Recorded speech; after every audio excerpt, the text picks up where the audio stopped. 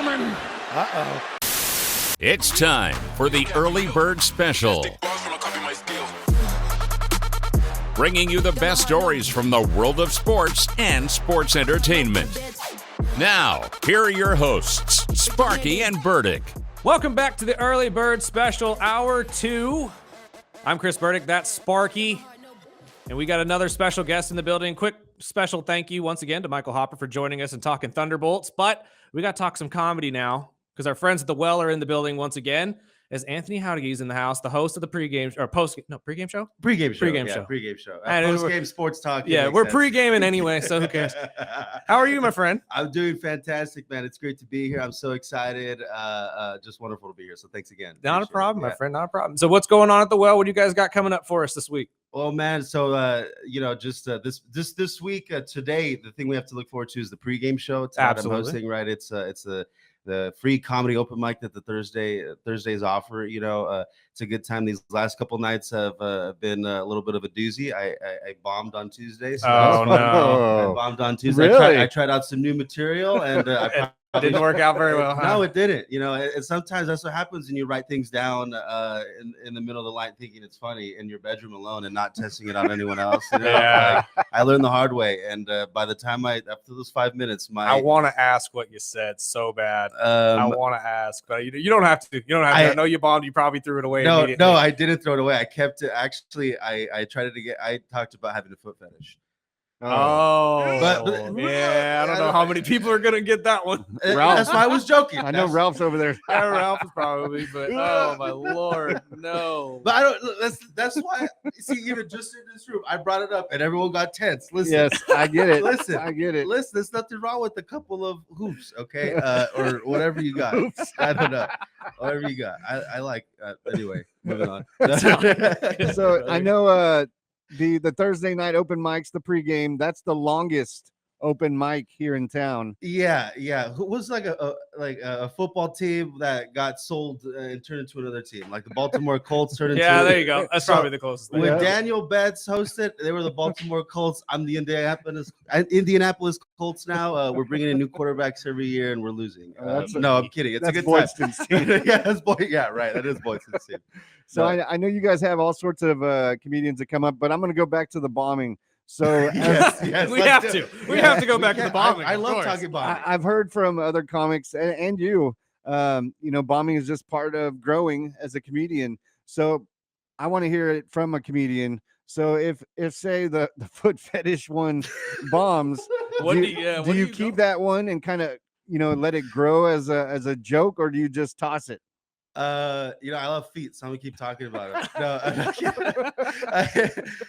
No, dude. With something like that, I just looked at my approach. I go back and listen to the set, and I'm like, okay, I probably came on a little strong. Yeah, delivery is always a big setup. The setup, everything. And I was like, you know what? I'm gonna just work on this a little bit, and then when I come back and do it, I'll do it in a different order, so that I'm not starting off with feet.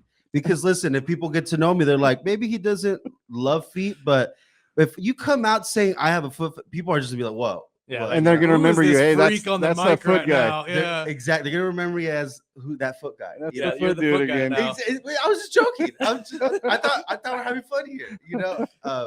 I felt like I was a little judged and ridiculed on Tuesday night. A little bit. I can see why. I'm not gonna lie to you. I can totally see why. A little bit, man. And it's like, and I really wanted to make a joke about it because people always joke about me having foot fetish, and I was trying to joke on that, and it made me sound guilty. Make it a part of you, man. Now you went too far with it. Okay, I did. It's like we drive by on the way home, and I drive by the foot place, and we treat your feet. Yeah. Exactly. My son looks at me like, what?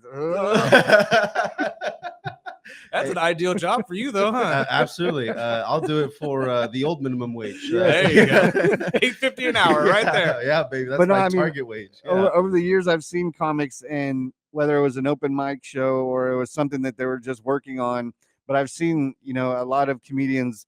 I've heard the joke, and then a year later, how it's evolved into something that was even funnier. And not only that, but the delivery, the setup, and how it turned into 2 or 3 other jokes. That's why I asked, because I know you're a comic, you've been doing this for a while, and just seeing, you know, if something bombs, how you take it. I mean, do you just throw it over your shoulder and hit it in the trash can, or do you kind of, okay, well, I saw a little snicker here, a snicker there. Does it kind of just, okay, I'm going to make this grow into something else? Or, I mean, I'm sure it's not the first time you bombed, and you've probably seen other jokes that you thought was going to bomb and actually hit. Right. So I think it all depends. You know, if it's something that I just wrote like casually, like literally like on the drive, or just like, you know, you have a couple drinks and you get the mind going, you know, you're like, okay, all right, this sounds funny. Right. And you go and say it out loud. And then for me, I feel myself like almost feel like I sold out. Like I try to think of something that other people would find funny. And if it turns into that, then I kind of toss it, because I feel like I'm not being true to myself, you know. But if it's something that I really like and I really find funny, like I have a joke about Southern accents and farting right now. And it does okay. It's not the best joke I have, but I'm trying to work on it just because I love Southern accents, you know. And that's not something I bombed on, but I'm not going to toss it, because that's not that's something I truly think is funny and I know I can make it work. Right. So I think that's the difference between like me. If I toss it, it's because it was just like a throwaway, just something I was trying to think that other people would find funny. Right. But if inauthentic. Exactly. But if I keep it and it bombs, it's because I really think it's funny and I'm just trying to get it to work, and it ends up usually working. You know, it just takes time to sit there and deal with that awkwardness of like, oh my God, everyone thinks I suck right now, but I promise, like I'm working. See, on where something. do you go from there though? Especially after you bomb and you go drink and get sad. Like. But like, what's your next joke though? Does it have to be one that you know is going to be out of the park? No, because I feel like if you do that, you're just feeling like the pressure of, oh my God, no one's laughing. Right. I got to give them something good. And for me, I don't care. Like I literally I did 5 minutes of straight bombing on Tuesday, and usually like I get a good chuckle. I get like a something, you know, I get something out of something, you know. Mm-hmm. But I went up early. I didn't prepare enough, and it just looked like I was butt, you know, like it was like yeah, and that literally, because of that, I went home that night. I wrote for an hour. I wrote the next day, and I came back yesterday and had a decent set because I prepared a little more, you know. So it's like, where do you go after you bomb? You look at it as there's two things. You look at it in that moment of like, do I panic and go to a good joke that people I know here will like? Mm-hmm. Or do I just keep trucking and say, I'm working right now. I don't care if no one's laughing. I'm trying to get the words out. Testing stuff up. Exactly. And sometimes the sweat starts dripping and I get a little nervous, but it's just like, you know what, just keep pushing. Don't resort to the whole like hacky type stuff. People will be like, oh, I'm bombing. You guys don't love me. Yeah, throw a fit. Exactly. Dude, we're working. It's literally like if I'm in theater, I did theater, you know, when you're rehearsing, people aren't going and watching you rehearse. They go and see you when you have your makeup and your costume and the lights are on. Comedy open mics is basically like going to someone's open rehearsal for theater and seeing them mess up their lines, walk this way awkwardly, see all these things. You think they suck, but then you go see the final performance. You're like, oh, wow, that was amazing. I didn't know they could do that. And then, not that that's what people say when they come see me, but now I'm just thinking about feet when I see you. So I'm going to go back. So Anthony was a longtime friend of our show before we got onto radio. So I want to go back to how we started in the beginning. Is, you know, how important is it for these open mics for, you know, comedians that haven't, or people that want to be comedians, have never tested, they think they're funny, and how do they sign up if they want to jump into one of these open mic shows? Okay, listen, if you want to do stand-up comedy, if you're watching this or hearing this or whatever, and you're like, I want to do it, I think I'm funny, I'm that guy that's like roasting everybody in my friend group, I'm that gal that's like cracking up everybody at wherever, all you have to do is get there early enough, before 7:00, sign your name up, and that's it. And that's all you got to do to start stand-up comedy. And I maybe mentioned this the first time we had a conversation. I spent 5 years going and watching open mics, like trying to like get the vibe, like what is this, like how do people do it, like how do people write, like all this stuff. And because of that, I feel like my career is definitely like behind. You know, I feel like I could have started 5 years ago. So that's why I tell people, if you really want to do this, all I want to do is get started, go sign your name up. Go on stage, tell a personal story that you think is funny, and then then that's how you start. It's all about taking the first step too. Yes. I think everybody just psychs themselves out because they don't believe they can actually pull it off, or it's just not attainable for them. Mm-hmm. But like once you actually do it the first time and realize, oh wow, I could actually do this, Mm-hmm. I think it just becomes natural to you, especially if you're meant to do it. Yeah. You know what I mean? Yeah, everyone has traits, everyone has characteristics, and if you're meant to do something like that, you'll find out. Right, You know, exactly. and there's a lot of people that you do see those natural comedians. You know, people are just like always funny, roasting, and doing that kind of stuff, and you're like, oh, you should do comedy, you know, and that's usually how people end up at the comedy club. You know, they're usually that person that was making everybody laugh, and now they're here. And they realize how difficult it is to make everybody in a room laugh. Right. Yeah. No, I mean, like, because that is one of the most difficult things to do, especially when you're trying to make someone laugh. You can see the try, and that makes you be like, oh. That's when people really get turned off by it. Exactly. Dude, that's what trying material is out. Like you're trying to think of like what the structure is, and it just sounds so fake and organic, but it's like that's why I think you're onto that when you're talking about like not throwing out jokes that are funny to you, because if it's organic and authentic to you, people will pick up on that. Exactly. And actually it's more likely to land, I think. In my opinion. And 100%, as opposed to someone trying to get everyone on the same page, making a joke about politics or this or that. It's like, but if you see someone having a good time with what they're saying, I feel like it's more like, oh, he's having a good time. I like that. Like if you regurgitate a joke that you heard from Dane Cook when you were like 10 years old, no one's really going to laugh otherwise, or like outside of it, because they don't connect to it the same. Exactly. It almost feels like you're reciting it sometimes. Like you can tell when people are faking stuff. I see a lot of, I mean, I'll start with the comic specials. I mean, I'll catch a couple of them, but usually I know about 10 minutes into it if I'm going to be able to finish this or not. Right. And what I love about meeting you guys over at the Well, and I'll talk strictly about the Well because, you know, this is not only our first full-time comic club, but I've met so many awesome people from the Well. They're local and they're funny as hell. And you wouldn't think this town is full of comics, but going to the Well, and I'm going to go into the big move. So luckily we got to go to the final show at the Well, and we got to go to the first final show. So me and my wife has had a great time going to the Well. And now that you're not in our backyard, you'll be downtown. Right. So I'm over at Moneywise, and we're in the middle of moving downtown as well. So I know the uphill battles of all the changing and moving. And a lot of people had asked me, okay, so there's no comedy for a while now or what? We just waiting? So you guys were able to branch off and team up with our boy Matt Spindler and a couple other guys and open up, you know, temporary shows. So I haven't been able to go out to Ava's yet, but what's the difference? Why, you know, how people can still see shows at Ava's? Do they still go to the Well Comedy Club to pick up tickets? I know there's another show we'll get into with Tony Rock that's coming up next weekend. But I mean, have you performed at Ava's a few times, right? Yeah, I just this week I've been there. That's where the open mics. Yeah, and tonight I'll be there tonight. You know, I always said I'd make it to the Fox Theater, but not the side room. Fox Theater adjacent, but it is there. Fox Theater's wife. There you go. The side chick piece. room. Like, the side piece room, dude. I mean, what's the difference between? I mean, I know where the Well's going, and I know the venue very well. So, just performing as a comic, you know, the difference between the Well off of White Lane and Ava's. Okay, so great question, because there's a huge difference. And at the Well Comedy Club, you're there. It's a big room, big open space. You know, you can it's lit enough so that you can see people's faces. You can ask them questions, interact. You know, the VIP table you sat, you know, I know you had crotch to face. Exactly, you had a couple experiences there, right?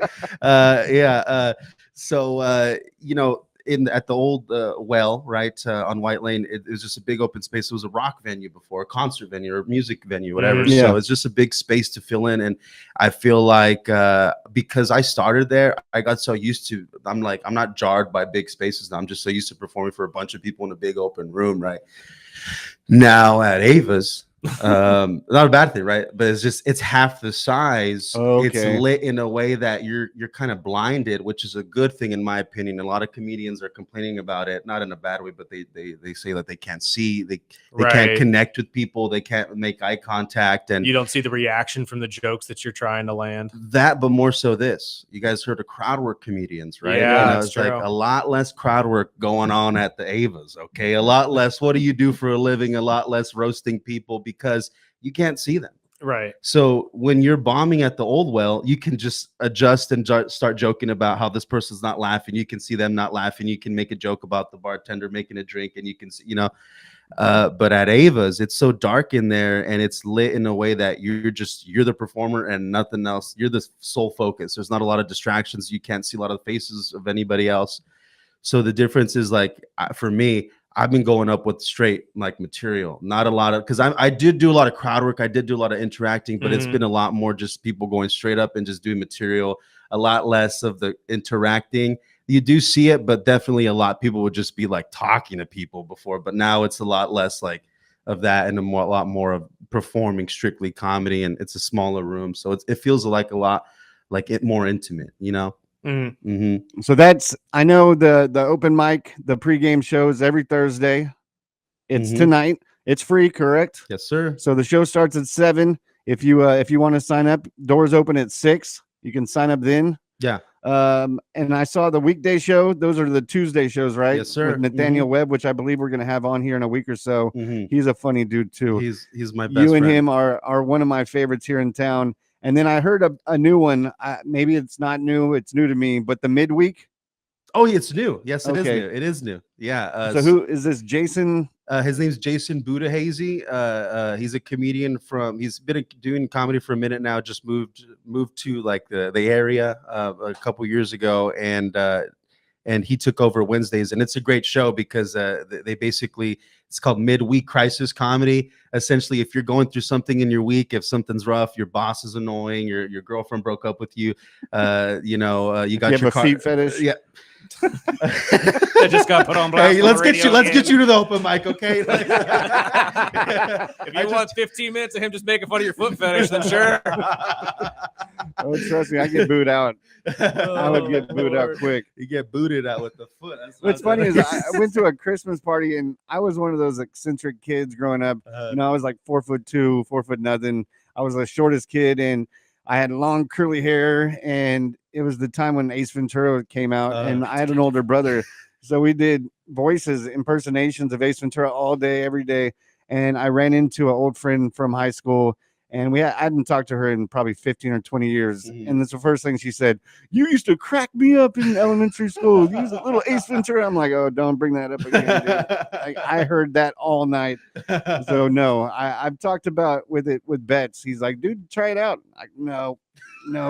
Come on, we could get you into an Ace Ventura shirt, get you a little pet monkey. If I can, great. If I can keep my girl and my old lady, or my old lady and my son happy, that's fine. There But you go. I don't have the cojones to get up on stage. That's good self-awareness. Yes. That's be like, I'm good with what I don't need all that. It's like, But I've also heard from other comedians, a young lady that went on and didn't bomb for like the first month, and she thought she was the funniest thing. And the first time she bombed, she was about to give up. Yeah. She cried. She was just done with it. Yeah. So I mean, you've told me over the time we've met, is bombing is a part of it. It's you have to bomb. Yeah. And just how you can come in and shake it off. I mean, it takes thick skin to be able to do that. Yeah. So I give a lot of props to you comics. I mean, I'd probably be the same way if no one's laughing at this one. Well, you ever just make a joke around friends or family and no one laughs? Yeah. No one Yeah, gets you're it? like, I thought it was funny. Imagine that. I do that all the time. Exactly. Imagine that times 10. Yeah. And you're supposed to be a professional or on stage, and people are like, "This is the guy. This is what we paid for." It's like, no. I promise. Like, that's the feeling. It's the feeling. Well, let's take a quick break real quick, and then we'll come back and put a final push and show people how they can get tickets to these shows, especially tonight. Go out and see Anthony at the pregame show at Ava's. Yes, right? Sir. No, Free. you don't have to get tickets. You show up. Show up 6. If you want to perform, just show up before 6:50 and you'll perform. And if you want to come watch, just show up before 7. 7 starts and we're good to go. All right. Well, we'll hear more right after this break. The Early Bird Special, ESPN Bakersfield, 12:30 a.m. 101.1 FM.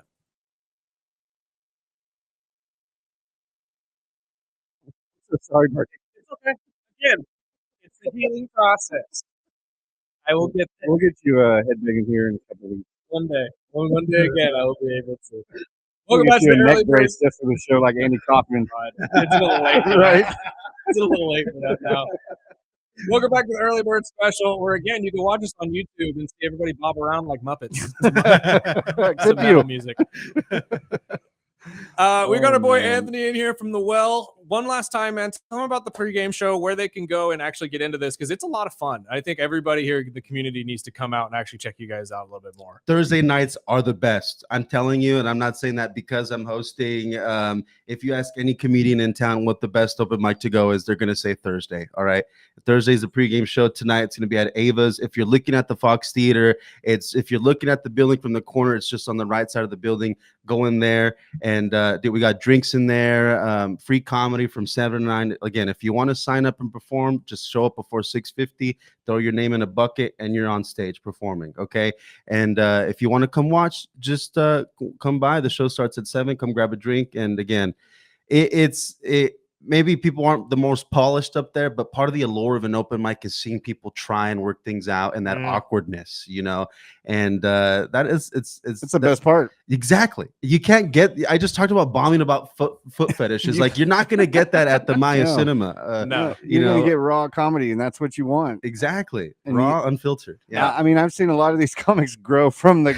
True. It's awesome, dude. And it's a lot of fun to see. I mean, we bring up Boytzen on this show all the time. I've known Boytzen for years, and he is still to this day one of the funniest people I've ever met. And for this guy to be a teacher baffles me every day of the week. Yeah.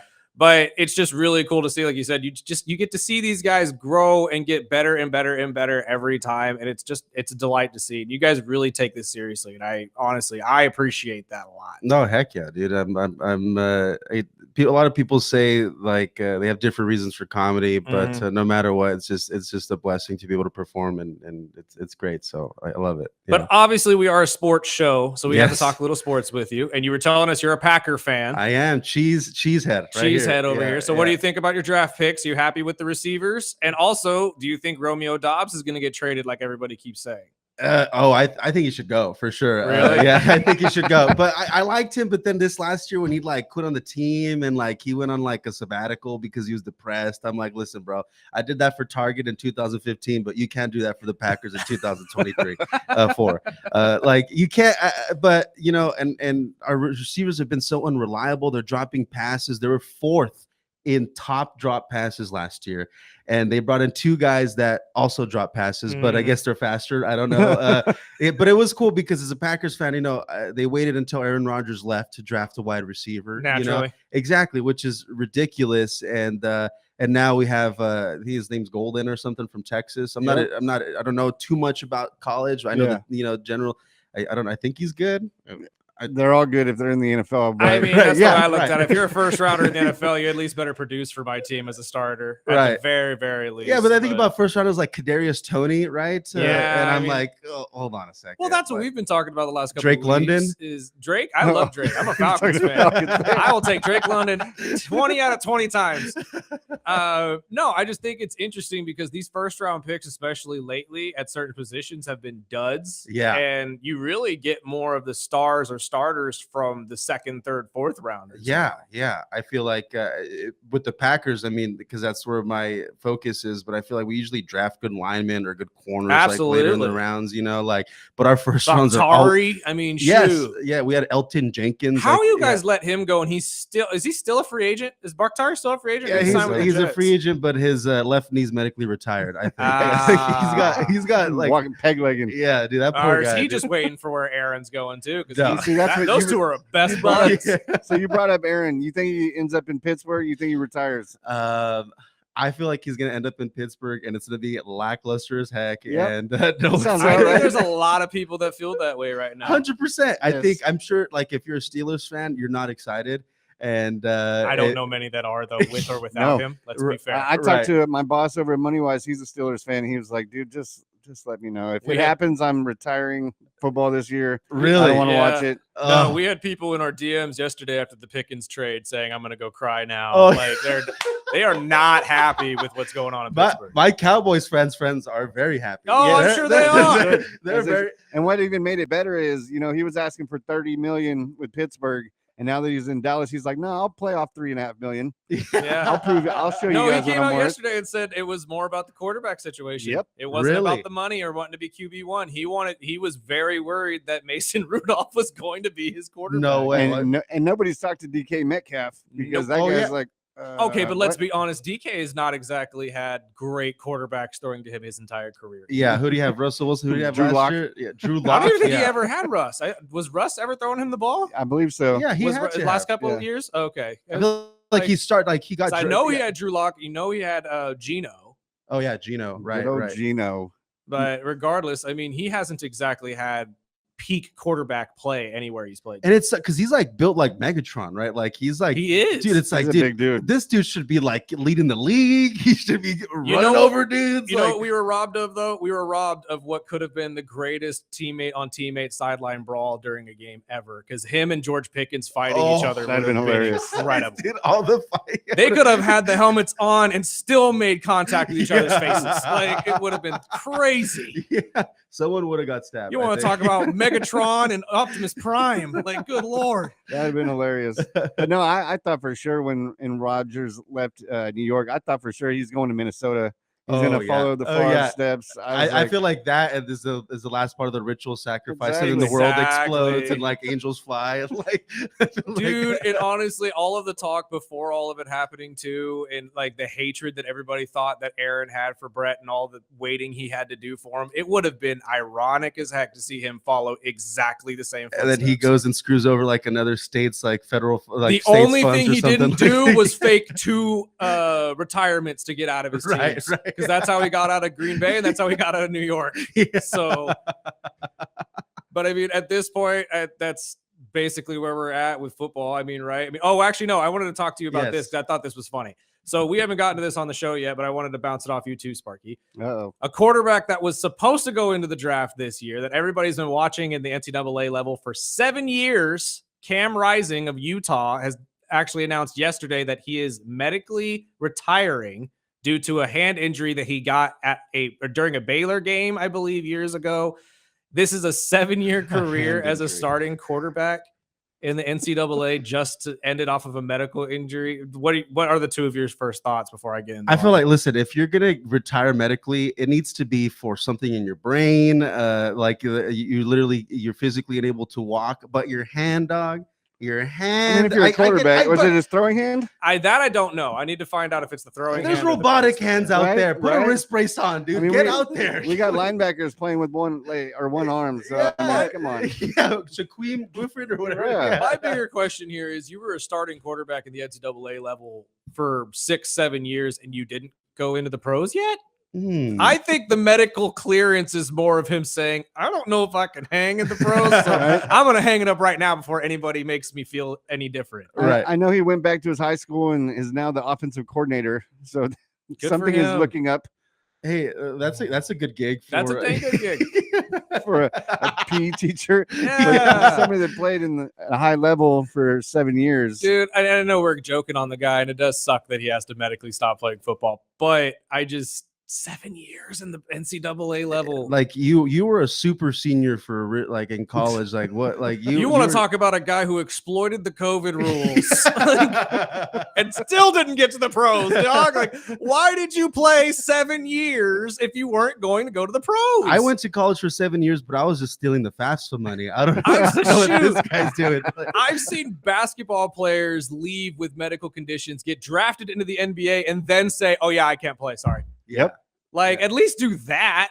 At least prove to everybody you can get drafted Yeah, first. but I think that's the issue. He just probably maybe felt like he wasn't going to, right? But I mean, with a weak draft that we had this last year at Right. quarterback, you really think this guy wasn't going to get drafted over Tyler Sow, whatever the hell the guy's name is that's going to New Shador. Orleans? or Shador, Yeah, or right? Shador, who was being blackballed by the league.